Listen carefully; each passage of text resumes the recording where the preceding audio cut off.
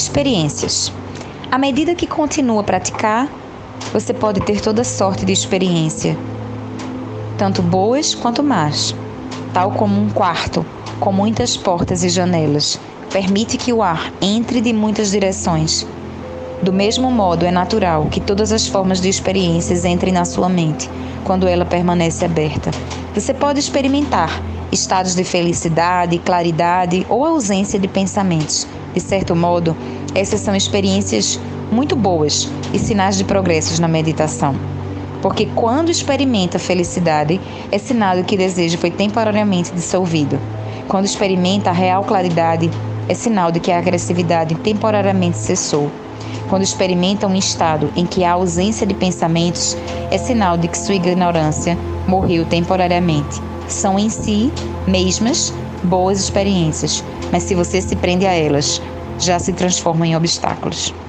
As experiências não são elas próprias realização, mas, se ficam livres de apego por elas, tornam-se o que realmente são, isto é, material para a realização.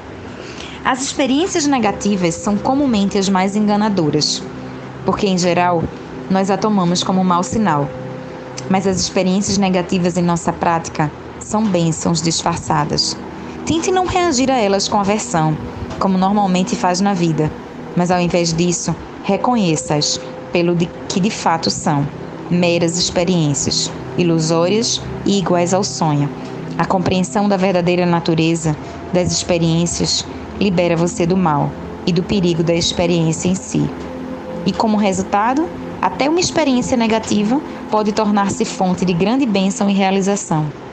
Há inúmeras histórias de como os mestres trabalharam com experiências negativas e as transformaram em catalisadores da realização. Diz-se tradicionalmente que para um verdadeiro praticante não é a experiência negativa, mas a boa experiência que oferece obstáculo. Quando as coisas vão indo bem, você deve ficar especialmente atento e cauteloso para não se tornar complacente ou por demais confiante. Lembre-se do que Donjon Rinpoche me disse quando eu estava envolvido numa experiência muito poderosa. Não fique tão excitado, afinal, isso não é bom nem mal. Ele percebeu que eu estava me apegando à experiência. Aquele apego, como qualquer outro, precisa ser cortado.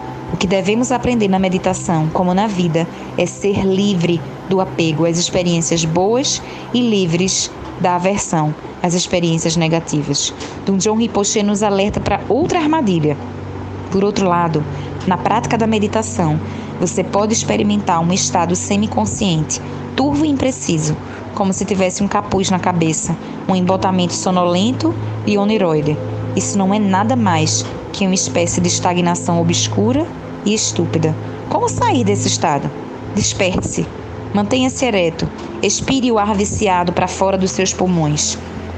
E dirija sua atenção para o espaço claro, para refrescar a sua mente. Se continuar nesse estado de estagnação, não evoluirá. Assim, cada vez que esse contratempo aparecer, remova-o. Muitas e muitas vezes. É importante estar o mais alerta possível e permanecer tão vigilante quanto puder. Não importa o método que use, deixe-o de lado ou apenas deixe que se dissolva em si mesmo. Quando achar que chegou naturalmente a um estado de paz atenta, expansiva e vibrante. Continue aí. Então, sem se distrair e sem usar necessariamente qualquer método específico, o método já atingiu seu propósito. No entanto, se você perdeu o fio da meada ou se distraiu, retorne à técnica que lhe parece mais apropriada para trazê-la de volta.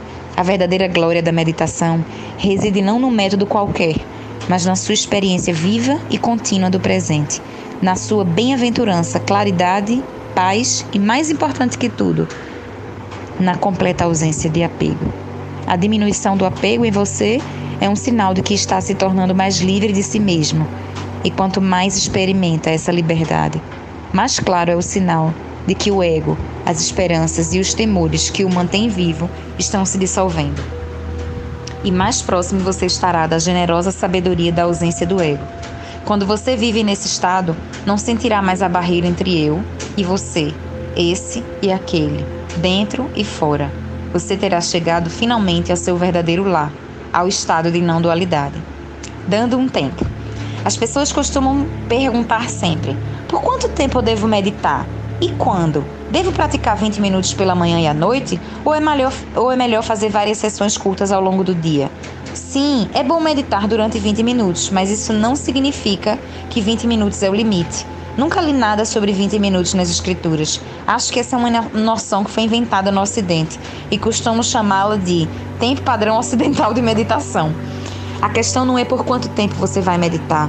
A questão é saber se a meditação, de fato, lhe traz certo estado de presença mental, em que você está um pouco aberto e pode entrar em contato com a essência do seu coração. E 5 minutos de prática sentado, plenamente consciente, tem valor muito maior do que 20 minutos de cochilo. Donjon Rinpoche dizia que o iniciante deve praticar em sessões curtas, praticar por 4 ou 5 minutos, e então fazer uma pequena pausa de apenas 1 minuto. Durante a pausa, deixar o método de lado, mas não abandonar o estado desperto de sua consciência. É curioso que, às vezes, quando você está lutando para praticar corretamente, no exato momento em que descansa do método, se ainda está alerta e no presente, é que a meditação de fato acontece. Por isso, a interrupção é parte tão importante da meditação quanto sentar-se em si. Às vezes, digo aos alunos que estão tendo problemas com a prática para praticarem durante a interrupção e descansarem durante a meditação. Sente-se por um curto período de tempo, então descanse. Um pequeno espaço de descanso de cerca de 30 segundos ou 1 minuto, mas mantenha-se consciente do que faz e não perca sua presença e seu relaxamento natural. Então, ponha-se desperto e sente-se outra vez. Se fizer muitas sessões curtas como essas, os intervalos frequentemente farão sua meditação mais real e inspiradora. Elas podem livrar sua prática de rigidez, solenidade e artificialismos toscos e maçantes, trazendo mais concentração e leveza. De modo gradativo, através dessa ação recíproca do descanso e do sentar-se, a barreira entre a meditação e a vida cotidiana desmoronará. O contraste entre elas se dissolverá e você se encontrará cada vez mais em sua pura presença natural, sem distração.